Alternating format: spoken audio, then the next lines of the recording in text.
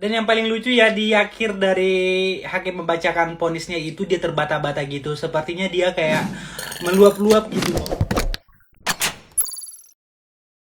Motif dan vonis mati Ferdy Sambo masih jadi perdebatan. Jadi gini, mantan Kadif Propam Polri Ferdy Sambo divonis hukuman mati sama Majelis Hakim PN Jakarta Selatan 13 Februari kemarin. Simpang siur soal bisa lolosnya Sambo dari jerat hukuman mati lewat KUHP terbaru pun rame jadi omongan. Tambah lagi viral video lama Hotman Paris yang ngebahas soal pasal 100 di KUHP baru. Pasal itu sih ngejelasin kalau ada masa percobaan 10 tahun yang bisa bikin hukuman mati turun jadi seumur hidup dengan beberapa pertimbangan. Eits, tapi hukuman buat Sambo masih ngikutin UU nomor 1 tahun 1946 tentang KUHP ya. Kalau UU yang dimaksud Bang Hotman berlakunya tahun 2026 nanti. Cuman sebenarnya ini kan vonis mati Sambo belum berkekuatan hukum tetap atau inkrah ya. Jalannya masih panjang nih. Sambo masih bisa banding juga. Makanya Menko Polhukam Mahfud MD sampai nganggep kalau perdebatan KUHP ini nggak penting. Selain itu Pak Mahfud juga ngasih komen soal pembuktian JPU yang nyaris sempurna dan kinerja hakim yang dinilai independen tanpa beban. Yang masih bikin bingung sih, kalau pembuktiannya nyaris sempurna, kenapa sampai sekarang motif pembunuhannya masih jadi misteri ya? Tuduhan adanya pemerkosaan gak terbukti, sempat ada tuduhan selingkuh juga gak jelas. Terus hakim sekarang bilang karena sakit hati. Aduh, mana gak jelas juga sakit hatinya tuh kenapa coba? Bener-bener ya kasus ini, udah ada vonis pun masih aja nimbulin pertanyaan. Aku salah satu yang termasuk ngikutin kasusnya Pak Sambo dari awal sampai sekarang. Dan sore ini aku buka TikTok, sebetulnya wah susah ya. Kok aku malah jadi pengen nangis gimana? Nggak ngerti. Jadi sebetulnya satu sisi kayak ngerasa tuh, nih, saya punya bulu-bulu berdiri pas dengar beritanya sih. Jadi kayak di satu sisi kayak ada rasa lega bahwa di negeri kita ini ternyata keadilan itu masih bisa ditegakkan. Dan salut banget tuh sama Pak Hakimnya dengan berani mengambil keputusan tersebut untuk seorang Pak Ferdy Sambo. Itu dari suaranya Pak Hakim itu kita tahu itu keputusan yang berat untuk membacakan itu ya. Aku sendiri kok jadi meleleh air mataku ya. Sebetulnya kasihan, satu sisi saya kasihan sama Pak Sambo. Cuman di satu sisi jadi lebih ke pembelajaran sih ya. Buat kita sebagai perempuan yang mendampingi suami, tentu itu berperan penting banget dalam pekerjaannya suami. Gimana hati seorang istri di saat melihat dan mengetahui bahwa suaminya divonis hukuman mati karena perbuatannya. Jadi itu kayak nggak kebayang aja, ternyata memang benar ya. Cerminan seorang laki-laki itu tidak bisa jauh-jauh dari seperti apa wanita yang mendampingi dia.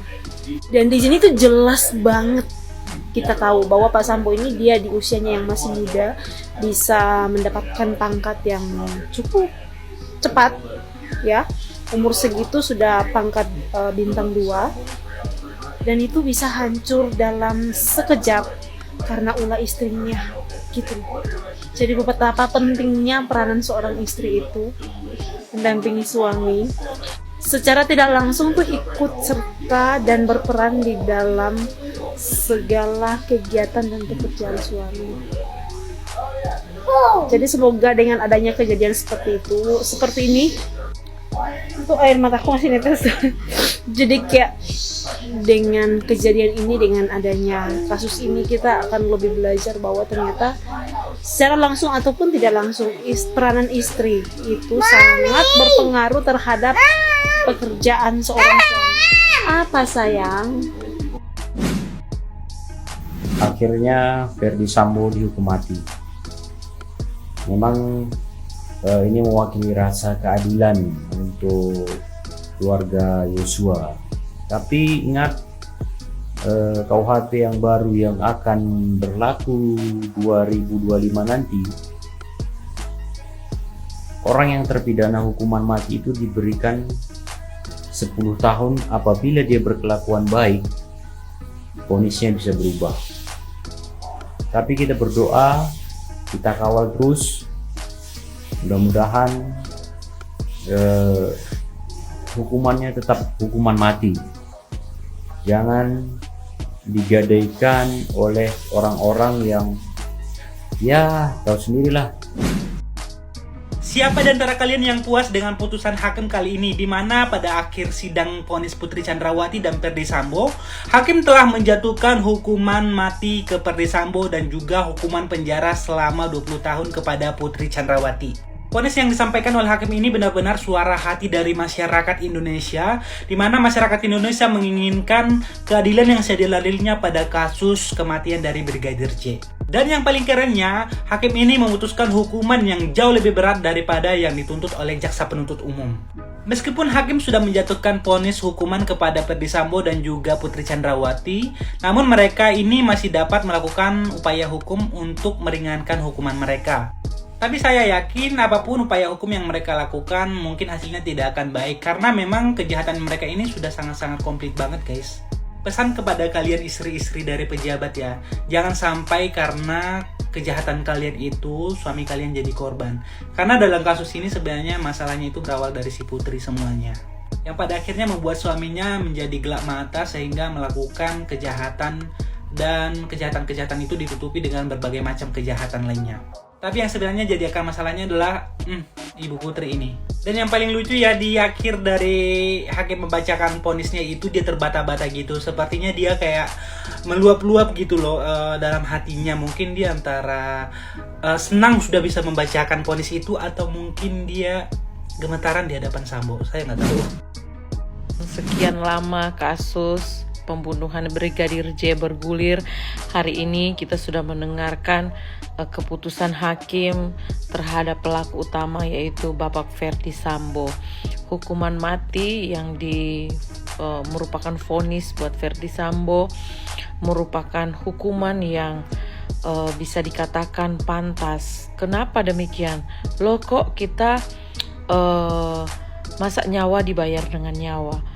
Ingat, Ferdy Sambo tidak hanya melakukan pembunuhan kepada Joshua, tetapi ada rangkaian-rangkaian yang dilakukan oleh beliau sehingga untuk mengkaburkan peristiwa pembunuhan ini.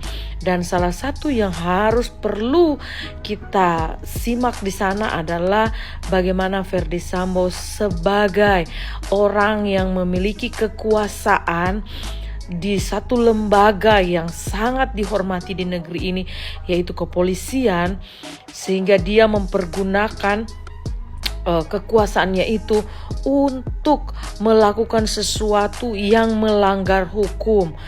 Bayangkan kalau hal ini tidak dilakukan, hukumannya tidak dilakukan secara tegas, bahkan berat, maka besok-besok ada orang-orang kecil yang akan terzolimi oleh penguasa-penguasa di negeri ini.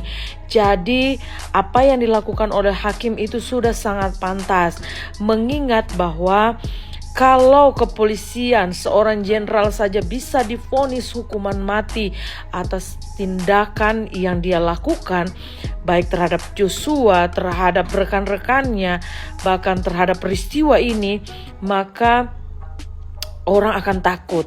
Maka kalau sejenis pejabat, misalnya pejabat daerah, nggak berani. Karena apa? Mereka akan berhadapan dengan hukum. Itu sebabnya Ferdy Sambo mewakili keadilan yang sebenar-benarnya atas semua peristiwa yang sudah dilakukan, rancangan-rancangan dia yang sudah dia lakukan. Jadi sampai sejauh ini saya dari sebelum-sebelumnya juga ikut terlibat menyuarakan keadilan atas kematian Joshua. Kini sudah boleh dikatakan sudah bernafas lega karena hari ini sudah ada vonis. Perkara dia mau banding atau dan lain sebagainya itu urusan dia, tetapi minimal kita bisa melihat bahwa ketegasan hakim mewakili apa yang dirindukan oleh masyarakat umum.